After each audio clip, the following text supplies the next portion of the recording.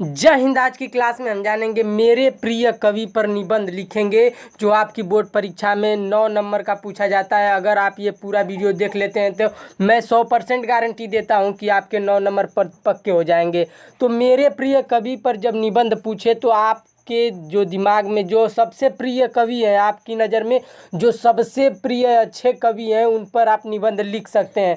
तो मैं आज सुमित्रा नंदन पंत जी पर निबंध बताऊंगा। अगर आप मेरे चैनल पर नए हैं तो चैनल को सब्सक्राइब कर लीजिए और चैनल के बेल आइकन को भी क्लिक कर दीजिए, घंटे वाला आइकन क्लिक कर दीजिए, जिससे कि मेरा वीडियो सबसे पहले आप तक पहुंचेगा।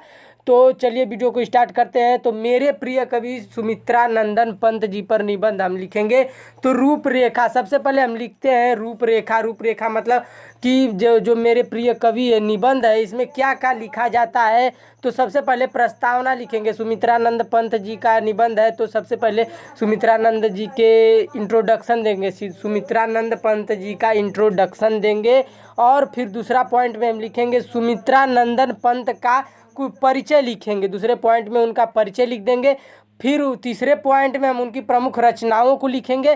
फिर चौथे पॉइंट में हम प्रमुख काव्यगत विशेषताओं को लिखेंगे। उनके जो प्रमुख काव्य, वो एक कवि हैं तो उनके काव्यगत, उनके काव्य में क्या क्या विशेषताएं हैं उनको हम लिखेंगे। फिर पांचवें पॉइंट में हम उपसंहार लिखेंगे। मैं बताऊंगा उपसंहार क्या होता है। तो चलिए देखते हैं। प्रस्तावना हेडिंग डाल लेना है आप लोग यहाँ ऐसे, प्रस्तावना।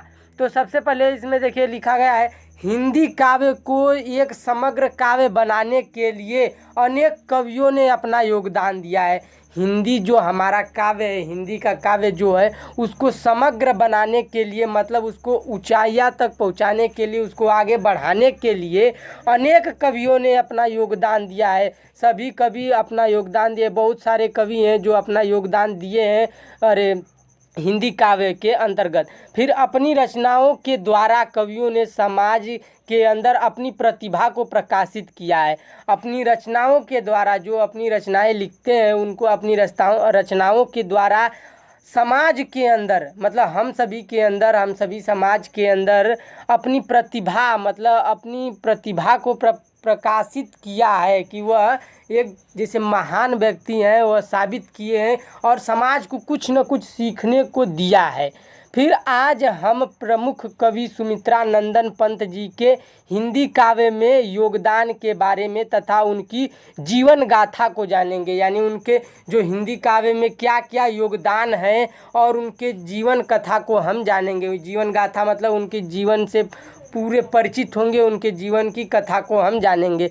फिर मुझे उनके बारे में मुझे उनके द्वारा रचित रचनाएं बहुत ज़्यादा प्रेरणा देती है। मुझे जो है, मुझे उनके जो द्वारा रचित रचनाएं हैं, मुझे बहुत ज़्यादा प्रेरणा देती है, बहुत ज़्यादा शिक्षा देती है। और फिर आगे देखते हैं। दूसरा पॉइंट में आप लोग क्या लिखेंगे, सुमित्रानंदन पंत का परिचय लिखेंगे। सुमित्रानंदन पंत जी का जो है परिचय लिखेंगे।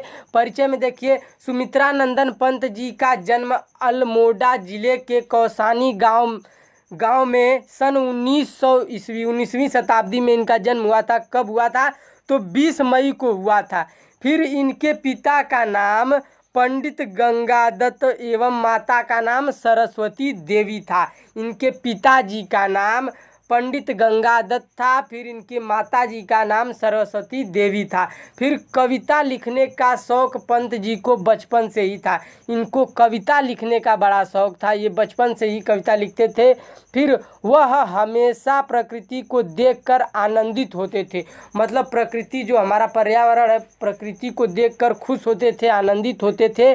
फिर परंतु जन्म के कुछ समय बाद ही, इनके जन्म के कुछ समय बाद ही माता का स्वर्गवास हो गया। इनके माता जी का स्वर्गवास हो गया। काशी से इन्होंने हाई स्कूल की परीक्षा उत्तीर्ण किया। जो काशी बनारस में पढ़ता है, वहीं के विद्यालय से इन्होंने हाई स्कूल की परीक्षा को पास किया। और इसके बाद प्रयाग में म्योर सेंट्रल कॉलेज में प्रवेश लिया। प्रयागराज जो है उसमें म्योर सेंट्रल कॉलेज है, उसमें इन्होंने एडमिशन लिया। फिर गांधी जी के आह्वान पर इन्होंने पढ़ाई छोड़ दी। मतलब गांधी जी के आह्वान पर इन्होंने पढ़ाई को छोड़ दिया, फिर साहित्य साधना का मार्ग अपना लिया, मतलब समाज सेवा का मार्ग अपना लिया, साहित्य सेवा का मार्ग अपना लिया, साहित्य साधना का मार्ग अपना लिया। अगर आप लोगों को समझ में आए तो वीडियो को एक लाइक कर दीजिए और अपने दोस्तों में शेयर कर दीजिए। और तीसरा पॉइंट में आप लोग क्या लिखेंगे कि पंत जी हमेशा प्रकृति पर आधारित रचनाएं करते थे।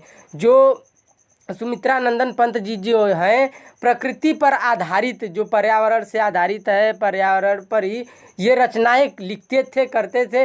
फिर इसलिए इन्हें प्रकृति का सुकुमार कवि भी कहा जाता है, इनको प्रकृति का सुकुमार कवि भी कहा जाता है। फिर इन्होंने कहानी, नाटक, निबंध आदि पर लेखनी चलाई, इन्होंने कहानी, नाटक, निबंध आदि पर इन्होंने लेखनी चलाई, लिखा, इन सबको लिख चुके हैं, लेकिन लेकिन इनका मन इसमें नहीं लगा। अंततः काव्य साधना ही इनकी मूल साधना रही। फिर वीणा, ग्रंथि, पल्लव, पल्लविनी, अंतिमा, गुंजन, युगांत, युगवाड़ी ग्राम्या, स्वर्ण किरण, युगपथ, उत्तरा आदि इनकी ये सब प्रमुख रचनाएं हैं। जल्दी से वीडियो को लाइक कर दीजिए, अपने दोस्तों में शेयर कर दीजिए, ताकि ऐसे ही आसान शब्दों में आपको सीखने को मिलता रहेगा हमेशा इस चैनल पर। तो चौथा पॉइंट आप सभी का ये है कि प्रमुख काव्यगत विशेषताएं, मतलब जो सुमित्रा नंदन पंत जी जो हैं इनके काव्य की विशेषताएं क्या है, प्रमुख विशेषताएं क्या है, तो उसको चौथा पॉइंट में लिखते हैं। तो देखिए चौथा पॉइंट में, पंत जी का काव्य अनेक प्रकार की विशेषताओं से परिपूर्ण है। पंत जी का जो काव्य है अनेक प्रकार की विशेषताओं से भरा पड़ा है। फिर वास्तव में पंत जी प्रकृति की सुकुमार भावनाओं के कवि हैं। वास्तव में, सच में पंत जी, सुमित्रा नंदन पंत जी प्रकृति की सुकुमार भावनाओं के कवि हैं। पंत जी के काव्य में प्रकृति, सौंदर्य और युग चेतना के साथ साथ राष्ट्र प्रेम की भावना भी विद्यमान है। इनके अंदर काव्य, प्रकृति, सौंदर्य और युग चेतना के साथ साथ प्रेम, राष्ट्र प्रेम की भावना भी विद्यमान है। मतलब ये अपने देश के प्रति इनकी भावना बहुत विद्यमान है, मतलब ये अपने राष्ट्र के प्रति बहुत प्रेम करते थे। फिर कवि को देश से स्वाभाविक प्रेम था, मतलब सुमित्रा नंदन पंत जी को देश से बहुत ज़्यादा प्रेम था, स्वाभाविक प्रेम था। फिर पंत जी की भाषा जो है शुद्ध साहित्यिक खड़ी बोली है, इनकी भाषा शुद्ध साहित्यिक खड़ी बोली इनकी भाषा है। इनके काव्य में श्रृंगार रस और करुण रस का भरपूर मात्रा में प्रयोग हुआ है, मतलब इनके काव्य में श्रृंगार रस और करुण रस का भरपूर मात्रा में प्रयोग हुआ है। उपमा, रूपक, उत्प्रेक्षा आदि अलंकारों को इन्होंने विशेष प्राथमिकता दी इन सभी अलंकारों को। फिर इसके अतिरिक्त अनुप्रास, संदेह आदि अलंकारों का भी प्रयोग नज़र में आता है इनके काव्य के अंतर्गत। फिर देखिए उपसंहार में देखिए क्या लिखा जाता है कि इनके बारे में, मतलब भाव और कला दोनों दृष्टियों से विचार करने पर यह सिद्ध होता है कि पंत जी आधुनिक युग के प्रतिनिधि कवि हैं। मतलब इनके जो भाव हैं और इनकी कला दोनों को, इस जैसे जो पढ़े हैं भाव और इनकी कला को दोनों को दृष्टि से देखकर हम जो समझे हैं और कुछ सीखे हैं, उससे यह सिद्ध होता है इनके विचार करने पर, मतलब हम लोगों को विचार करने पर यह सिद्ध होता है कि पंत जी जो है आधुनिक युग के प्रतिनिधि कवि हैं। इनके काव्य में विचारों की गहनता के साथ साथ भावों की व्यंजना भी भरपूर मात्रा में है, इनके काव्य में। फिर उनके काव्य का नाद सौंदर्य अत्यंत ही सुंदर और आकर्षण है। इनके काव्य का नाद सौंदर्य जो है वह अत्यंत ही सुंदर और आकर्षक है। फिर इनके जीवन पर गांधी जी का विशेष प्रभाव पड़ा, इनके लाइफ में गांधी जी का विशेष प्रभाव पड़ा। पंत जी की विशेषताओं को देखकर हम कह सकते हैं कि वह एक विचारक, दार्शनिक और कुशल कवि थे। मतलब पंत जी की विशेषता, इतनी सारी विशेषताओं को देखकर हम यह कह सकते हैं कि वह एक विचारक, दार्शनिक और कुशल कवि थे, एक अच्छे कवि थे। इस महान कवि को बहुत बड़ा धन्यवाद कि इतना सब कुछ सीखने को मिल रहा है हमें। फिर आप लोग देखिए कि ऐसे ही लिखा जाएगा। अगर आप इतना लिख दे रहे हैं तो आपको 9 में से 9 नंबर पूरा मिल जाएगा और एग्जामिनर खुश होकर 10 नंबर भी दे सकता है। तो अगर आप लोगों को समझ में आ रहा है तो चैनल को सब्सक्राइब कर लीजिए, अपने दोस्तों में शेयर कर दीजिए और बेल आइकन को प्रेस कर दीजिए, जिससे कि मेरा वीडियो सबसे पहले आप तक पहुंचेगा। ऐसा ही आसान शब्दों में मैं समझाता हूं। तो इस महान कवि को सत सत नमन। जय हिंद, वंदे मातरम।